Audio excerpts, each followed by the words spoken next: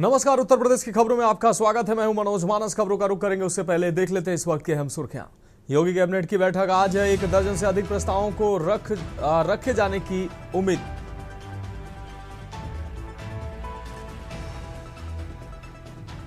प्रयागराज में यमुना किनारे बनेगा पब्लिक प्लाजा पार्क। भारतीय और जापानी संस्कृति का होगा बेजोड़ नमूना।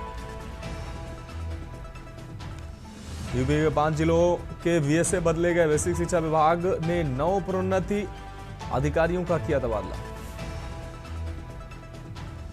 शिक्षा सेवा चयन आयोग के अध्यक्ष के लिए फिर विज्ञापन की तैयारी। पहली पूर्णकालिक अध्यक्ष के त्यागपत्र के बाद रिक्त है पद। लखनऊ नोएडा समेत यूपी के 5 शहरों में 15 नवंबर से नई बिजली व्यवस्था हो जाएगी लागू। और यूपी बार काउंसिल चुनाव के लिए कल से होंगे नामांकन। 4 चरणों में होगा मतदान।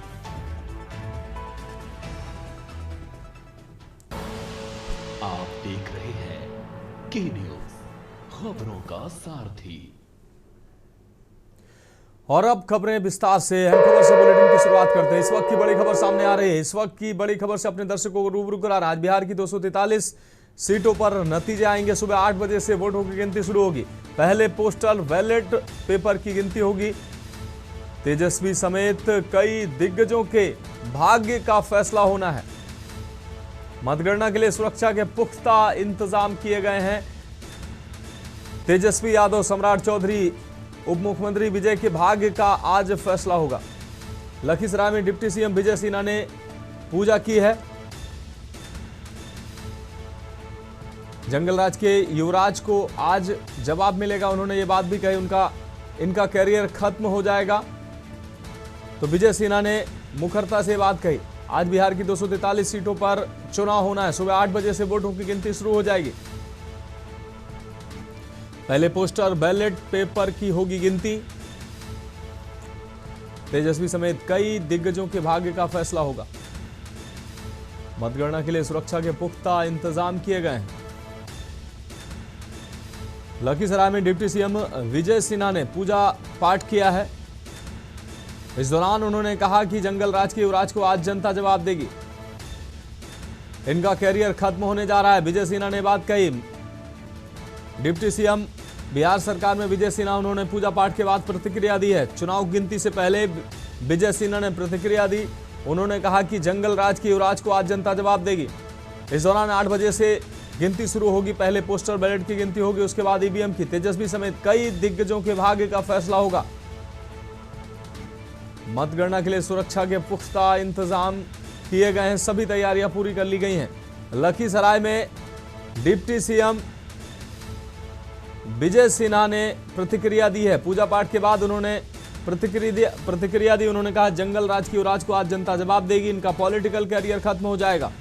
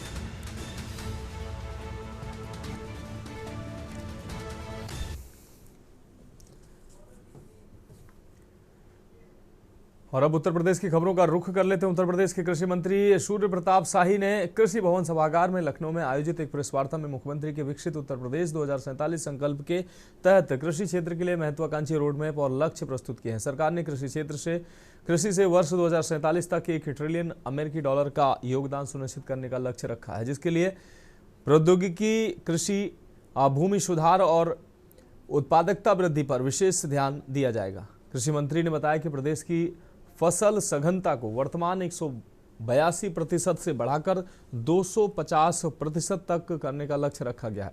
साथ ही विभिन्न फसलों की उत्पादकता में उल्लेखनीय वृद्धि का भी लक्ष्य है। गेहूं की उत्पादकता 41 से बढ़ाकर 55 क्विंटल प्रति हेक्टेयर रखी गई है। वहीं धान की उत्पादकता 30 से बढ़ाकर 45 क्विंटल प्रति हेक्टेयर रखी गई है। मक्का की उत्पादकता 29 से बढ़ाकर 70 क्विंटल प्रति हेक्टेयर रखी गई है। शाही ने कहा कि किसानों की आय 3 गुना करने के लिए 20% फसल विविधीकरण का लक्ष्य है। इसके तहत मक्का, दलहन, तिलहन और उच्च मूल्य स्वास्थ्य फसलों का खेती को बढ़ावा दिया जाएगा।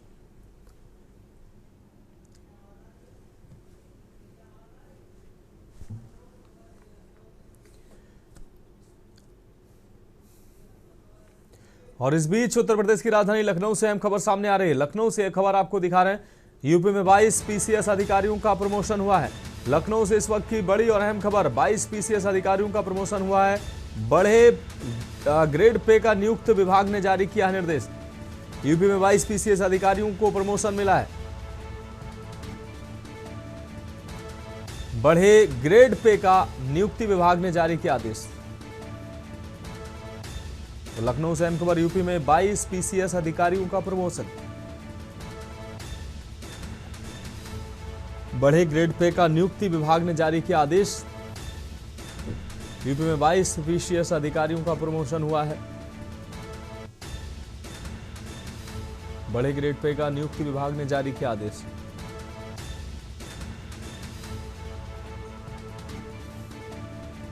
तो यूपी में 22 पीसीएस अधिकारियों का प्रमोशन, बड़े ग्रेड पे का नियुक्ति विभाग ने जारी किया आदेश। इस वक्त की अहम खबर लखनऊ से आपको दिखा रहे हैं। यूपी में 22 पीसीएस अधिकारियों का प्रमोशन हुआ है। और अगली खबर गौतम बुद्ध नगर से, जहां सूरजपुर थाना पुलिस और सीआरटी पुलिस ने मिलकर एक युवक की हत्या की गुत्थी सुलझाते हुए आरोपी को गिरफ्तार कर लिया है। पुलिस ने आरोपी के कब्जे से हत्या में प्रयुक्त कैंची और मृतक की एक चप्पल बरामद की है। आपको बता दें, 3 नवंबर को सूरजपुर क्षेत्र में ग्राम पाली जाने वाली सड़क के किनारे एक अज्ञात युवक का शव मिला था। जांच में मृतक की पहचान अंकित 25 वर्षीय निवासी ग्राम शिवराजपुर के रूप में हुई थी। उसके भाई की तहरीर पर थाना सूरजपुर में मुकदमा दर्ज किया गया। पुलिस ने सीसीटीवी फुटेज, इलेक्ट्रॉनिक सर्विलांस और मैनुअल इंटेलिजेंस की मदद से आरोपी ओमपाल पुत्र गजराज सिंह निवासी बुलंदशहर को ग्राम भनौता कट से गिरफ्तार किया। पूछताछ में ओमपाल ने बताया कि वह सौरभ कॉम्प्लेक्स तिलपता में दर्जी की दुकान चलाता है, जबकि मृतक अंकित वहीं सफाई कर्मी था। पैसे चोरी के शक को लेकर दोनों में झगड़ा हुआ था, जिसके बाद गुस्से में ओमपाल ने कैंची से अंकित का गला रेत कर हत्या कर दी और शव को सड़क किनारे फेंक दिया। पुलिस ने आरोपी के खिलाफ मुकदमा दर्ज कर आगे की कार्रवाई शुरू कर दी है।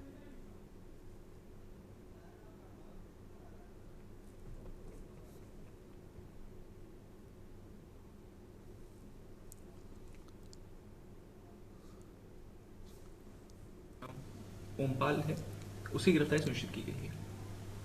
उसने कैंची से इस व्यक्ति के गर्दन पे चोट मारी, जिसके कारण उसकी मृत्यु हो गई। इनके बीच मुख्य विवाद यह था कि जो मृतक है उसके लगभग 7,000 रुपए, मृतक को शक था कि अभियुक्त के द्वारा ये पैसे उसके चुराए गए हैं। इस बात को लेकर उनके बीच कहासुनी हुई। उसके बाद शराब के नशे में भी इनके बीच कहासुनी हुई और एक दूसरे पर कमेंट करने की वजह से। बढ़ेंगे अगली खबर की ओर। ग्रेटर नोएडा से अहम खबर है, जहां ग्रेटर नोएडा गौतम बुद्ध नगर विश्वविद्यालय में राष्ट्रीय महिला आयोग की 2 दिवसीय महिला जन सुनवाई की शुरुआत हुई है, जिसमें देशभर से आई सैकड़ों महिला संबंधित मामलों की सुनवाई की जा रही है। इस जन सुनवाई में महिला आयोग की अध्यक्ष महिला आयोग की राष्ट्रीय अध्यक्ष विजया राहटकर और उनकी टीम विशेष रूप से मौजूद रही। जनसुनवाई के पहले दिन ही बड़ी संख्या में महिलाएं अपने मामलों को लेकर पहुंची।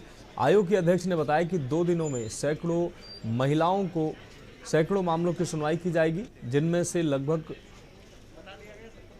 50 से 60% मामलों का मौके पर ही निस्तारण किया जाएगा। अधिकांश शिकायतें पारिवारिक विवादों से जुड़ी हुई हैं। विजया राहटकर ने बताया कि महिलाओं को त्वरित न्याय दिलाने के लिए आयोग ने नया टोल फ्री नंबर 14-490 शुरू किया है, जिस पर सीधे शिकायत दर्ज की जा सकती है। उन्होंने कहा कि महिला आयोग का उद्देश्य है किसी भी महिला को न्याय के लिए दर दर भटकना ना पड़े।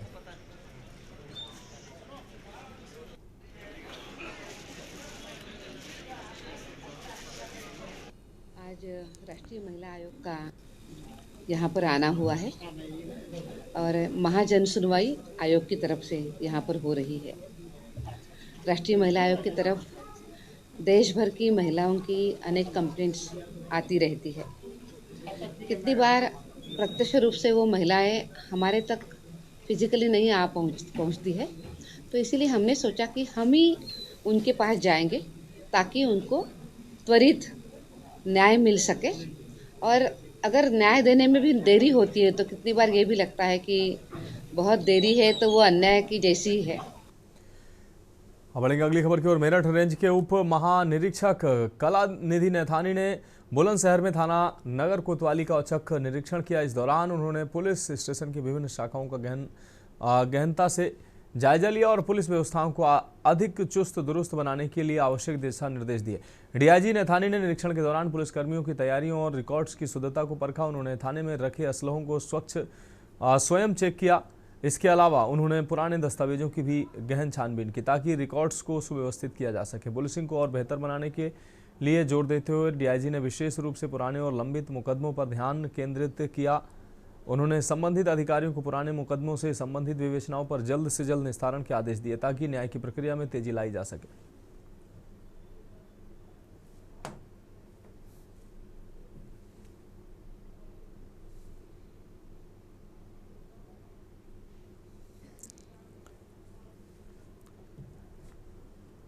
बढ़ेंगे अगली खबर की ओर। चंदौली जिले के प्रभारी मंत्री संजीव गौंड ने गुरुवार को पीडब्ल्यूडी गेस्ट हाउस में आयोजित एक प्रेस वार्ता में आगामी जनजाति गौरव दिवस कार्यक्रम की रूपरेखा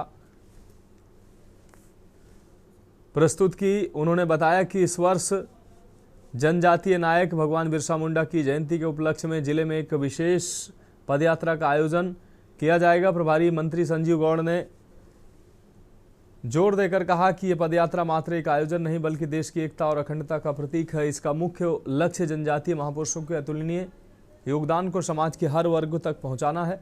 उन्होंने आगे बताया यह पदयात्रा एक भारत श्रेष्ठ भारत की भावना को सशक्त करेगी और जनजातीय समाज के गौरवशाली इतिहास को सम्मान देने का कार्य करेगी। पदयात्रा के अतिरिक्त इस अवसर पर सांस्कृतिक कार्यक्रम, प्रेरणादायक संगोष्ठियों का भी आयोजन किया जाएगा, जिसमें युवाओं को बिरसा मुंडा के संघर्ष में जीवन के प्रेरणा लेने के लिए प्रेरित किया जाएगा।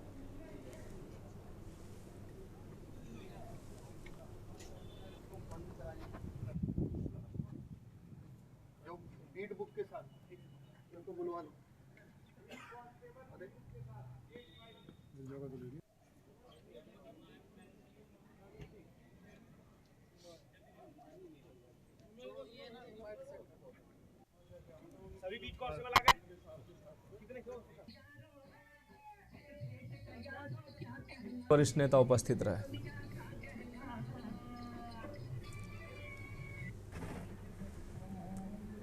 हमारे सरदार वल्लभ भाई पटेल जी की जन्म जयंती पर एक अभियान चलाया जा रहा है।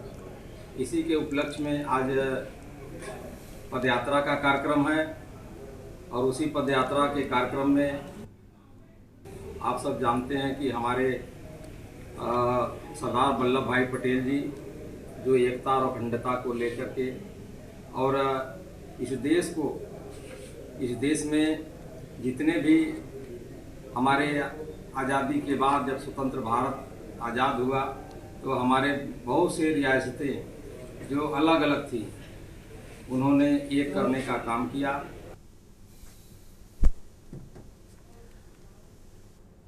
अब बढ़ेंगे अगली खबर की ओर। पुलिस कमिश्नरेट कानपुर नगर की स्वाट सर्विलांस व महाराजपुर थाना पुलिस की संयुक्त कार्रवाई में बीती रात मुठभेड़ के बाद शातिर चोरों के गिरोह का पर्दाफाश हुआ। मुठभेड़ के दौरान एक बदमाश के पैर में गोली लगने से वह घायल हो गया, जबकि 2 अन्य साथियों को पुलिस ने घेराबंदी कर दबोच लिया है। पुलिस ने मौके से एक देशी तमंचा, 315 बोर जिंदा व खोखा कारतूस, चांदी, सोने के जेवरात से भरी बोरी करीब 290 ग्राम और 1000 रुपये नकद बरामद किए हैं। गिरफ्तार अभियुक्तों में गुलफाम खान उन्नाव निवासी, सत्यम वर्मा हरवंश मुहाल और अमान अतीक खपरा मुहाल निवासी शामिल है। मुख्य आरोपी गुलफाम खान पर चोरी और आर्म्स एक्ट के कई मुकदमे पहले से दर्ज हैं। ये गिरोह हाल ही में सराफा दुकान में हुई नकबजनी वारदात में शामिल था। पूरे गैंग का खुलासा पुलिस उपायुक्त पूर्वी सत्यजीत गुप्ता ने प्रेस कॉन्फ्रेंस में करते हुए बताया। तो महाराजपुर पुलिस की सतर्कता से सफलता मिली है। बाकी फरार आरोपी की जल्द गिरफ्तार करने की बात पुलिस ने कही।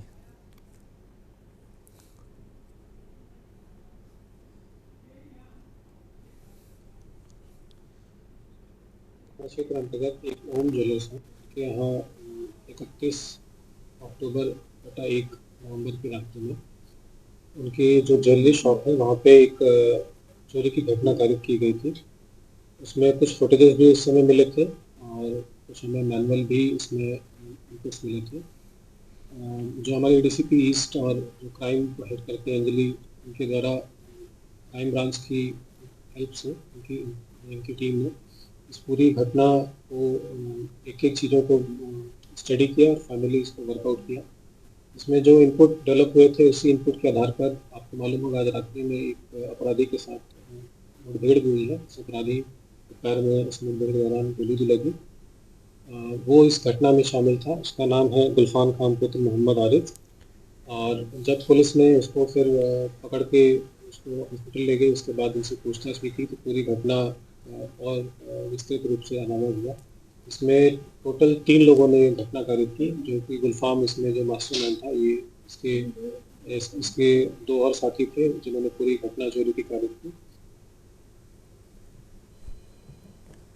हम बढ़ेंगे अगली खबर की ओर। आगरा में थाना डोकी पुलिस और मिशन शक्ति टीम ने बीती शाम अपनी तत्परता और संवेदनशीलता का परिचय देते हुए मंदबुद्धि महिला और उसके 2 वर्षीय बच्चे को उनके परिवार से मिलाया। पुलिस ने इस दौरान आधुनिक तकनीक का प्रयोग करते हुए शी प्लान ऐप के माध्यम से परिवार की पहचान की। घटना थाना डोकी क्षेत्र के वाजिदपुर के पास की है।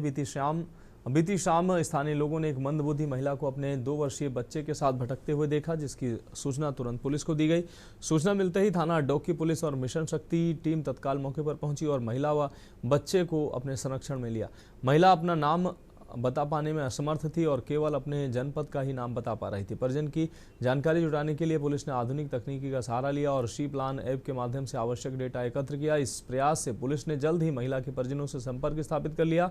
संपर्क करने पर पता चला कि महिला मानसिक रूप से विक्षिप्त है। संपर्क के बाद महिला के पति रैफुल, जो गोरखपुर के निवासी हैं, थाना डोकी पहुंचे। उन्होंने अपनी पत्नी का नाम कलीमून और बच्चे का नाम शेर मोहम्मद बताकर रैफुल ने पुलिस को बताया कि 8 नवंबर को अपनी मां की दवा लेने गोरखपुर गए हुए थे। इसी दौरान उनकी पत्नी और बच्चा रेलवे स्टेशन से लापता हो गए। थाना डोकी पुलिस और मिशन शक्ति टीम की तत्परता और मानवीय दृष्टिकोण के कारण बिछड़े मां बेटे को सुरक्षित उनके परिवार को मिलाया जा सका।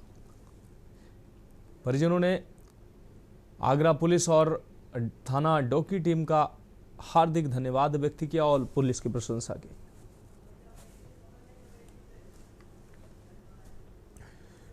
और इस बीच उत्तर प्रदेश के अमेठी से अहम खबर सामने आ रही है। अमेठी से एक खबर आपको हम दिखा रहे हैं। तेज रफ्तार ट्रक का कहर देखने को मिला है। अमेठी से इस वक्त की अहम खबर, ट्रक ने बाइक सवार युवक को टक्कर मारी। हादसे में एक युवक की मौके पर ही मौत हुई, जबकि दूसरा गंभीर रूप से घायल हुआ है। कोतवाली क्षेत्र के 12 मासी के पास की घटना है। तो अमेठी से अहम खबर, तेज रफ्तार ट्रक का कहर देखने को मिला है। ट्रक ने बाइक सवार युवक को टक्कर मारी। हादसे में एक युवक की मौत हुई, जबकि दूसरा घायल हुआ है।